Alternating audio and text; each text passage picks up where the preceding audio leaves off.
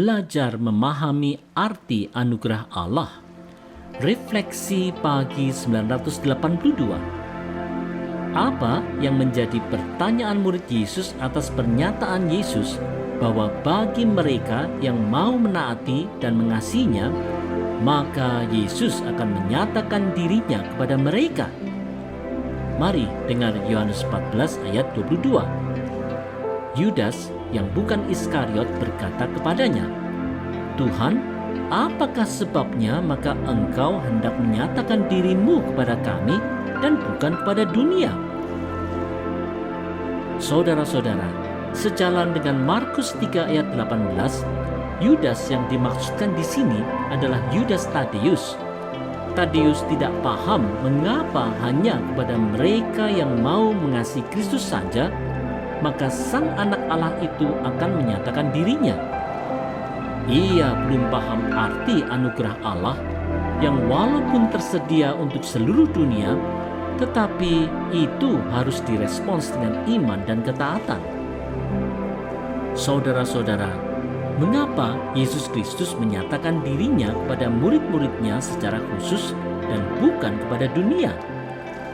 Seperti halnya Yudas Tadeus, banyak orang yang tidak mengerti bahwa pernyataan Allah dalam Yesus Kristus itu adalah sebuah anugerah yang terjadi karena kasih Allah Bapa kepada dunia.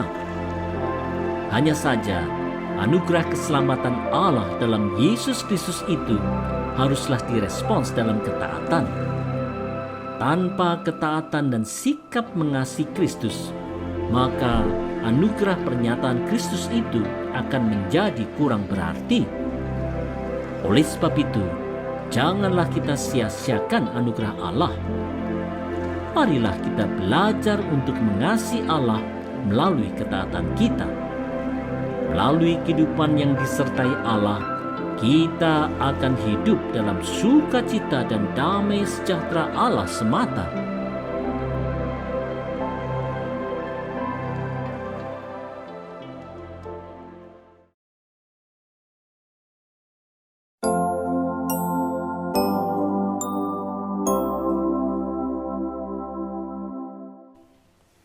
Belajar menaati firman Kristus.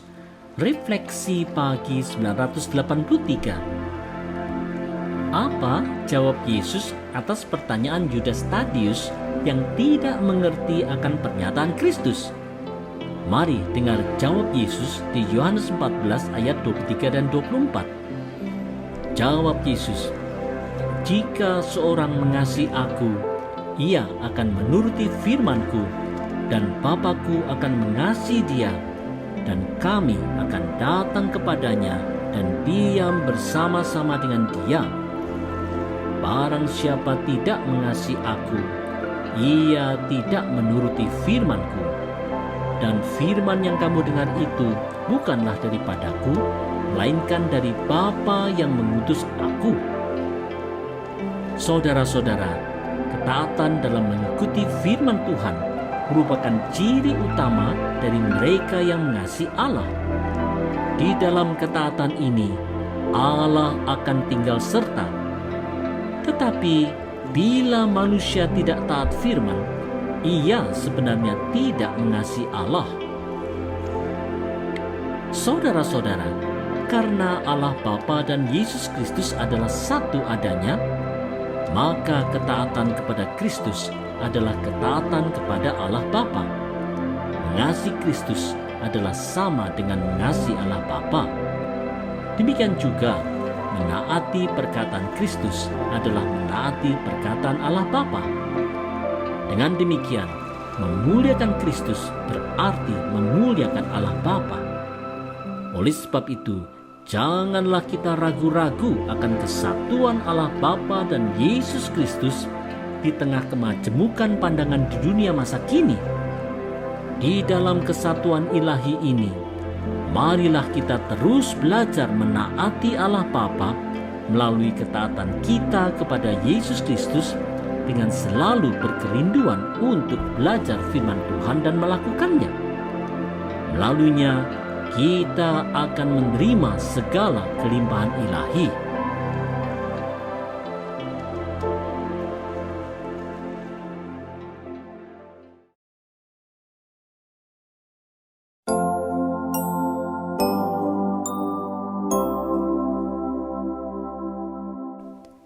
hidup dalam penyertaan Roh Kudus. Refleksi pagi 984. Apa peran Roh Kudus setelah Yesus Kristus tidak lagi bersama-sama para murid-Nya? Yesus Kristus menjelaskan ini di Yohanes 14 ayat 25 dan 26. Semuanya itu kukatakan kepadamu, selagi aku berada bersama-sama dengan kamu.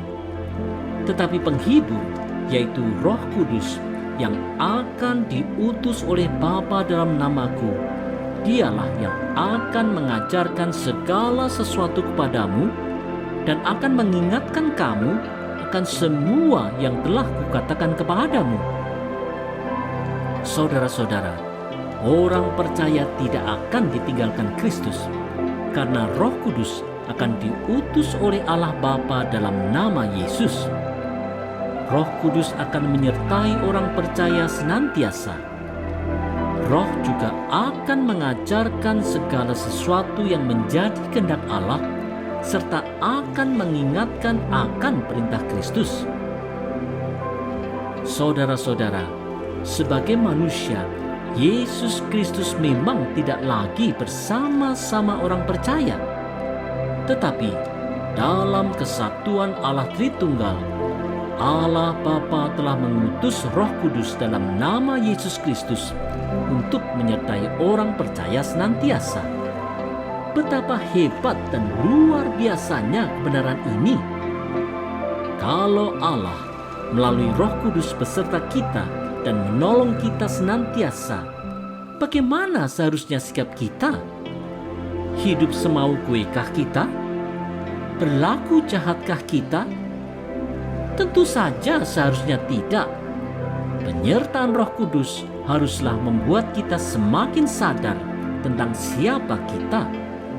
Kita adalah orang tebusan Kristus yang diutus untuk menjadi saksi Kristus yang mengemban misi Kristus. Dalam penyertaan Roh Kudus, marilah kita nikmati kehidupan ini.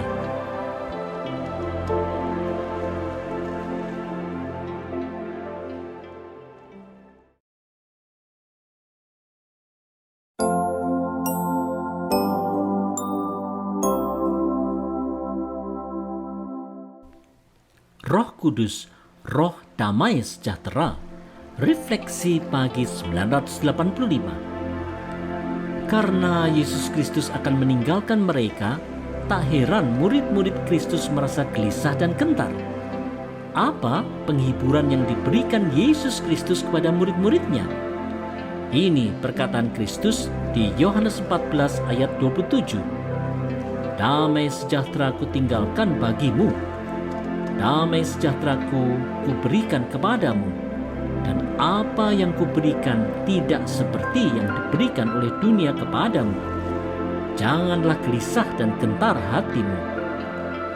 Saudara-saudara, Roh Kudus yang menyertai orang percaya adalah roh pembawa damai sejahtera. Bila seseorang terus bersandar pada kekuatan roh, pastilah dia tidak akan gelisah dan gentar. Sebaliknya, bila seseorang justru mengikuti kemauan dunia yang jahat, pastilah ia akan kehilangan damai sejahtera. Saudara-saudara, setelah Yesus Kristus bangkit dan naik ke sorga, Roh Kudus telah dicurahkan pada hari Pentakosta. Apa yang dijanjikan Yesus Kristus telah digenapi. Roh Kudus telah diutus Allah Bapa dalam nama Yesus untuk menyertai orang percaya senantiasa. Sesuai janji Kristus, Roh Kudus yang menyertai orang percaya ini pasti akan membawa damai sejahtera bagi mereka yang mau percaya dan bersandar pada kekuatan roh. Hanya saja sayangnya, ada saja orang percaya yang justru memilih untuk mengikuti cara, gaya hidup, dan keinginan dunia yang justru merampas damai sejahtera ilahi. Oleh sebab itu, wahai orang percaya, janganlah kita mengikuti jalan dunia. Marilah kita tetap bersandar pada kekuatan roh.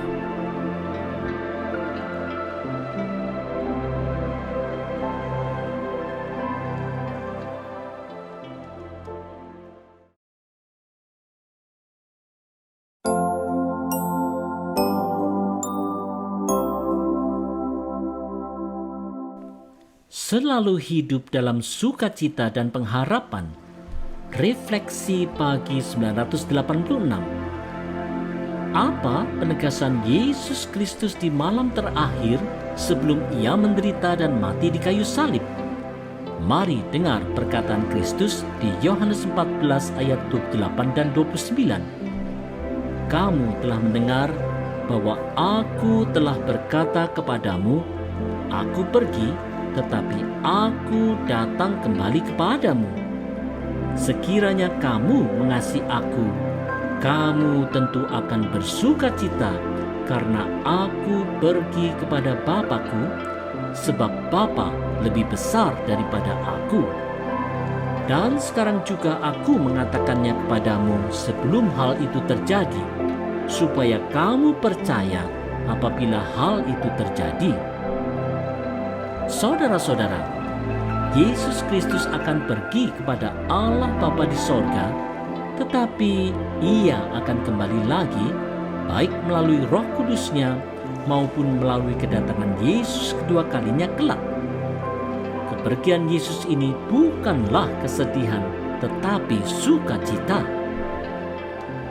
Saudara-saudara, jalan penderitaan Yesus Kristus melalui kematiannya di kayu salib itu bukanlah suatu duka cita, tetapi justru sebuah sukacita besar. Tidak hanya karena Kristus telah datang kembali dalam rohnya di hari Pentakosta dan akan datang kembali di hari kiamat kelak, tetapi juga karena Yesus Kristus kembali kepada Allah Bapa di dalam persekutuan ilahi yang kekal antara Allah Bapa, Allah Anak, dan Allah Roh Kudus. Ini adalah kesukacitaan yang sangat besar bagi mereka yang percaya pada Kristus, karena Kristus tidak hanya hadir di masa lalu, tetapi ia akan selalu hadir di sepanjang segala masa sampai pada kekekalan. Oleh sebab itu, marilah kita hidup terus dalam sukacita ilahi dan hidup terus dalam iman dan pengharapan yang teguh.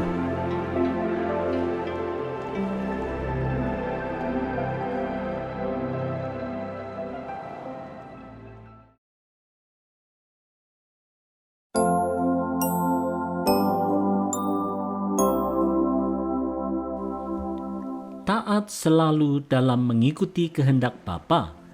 Refleksi pagi 987. Apa pesan terakhir Yesus di malam terakhir sebelum ia ditangkap dan disalibkan? Mari dengar pesannya di Yohanes 14 ayat 30 dan 31.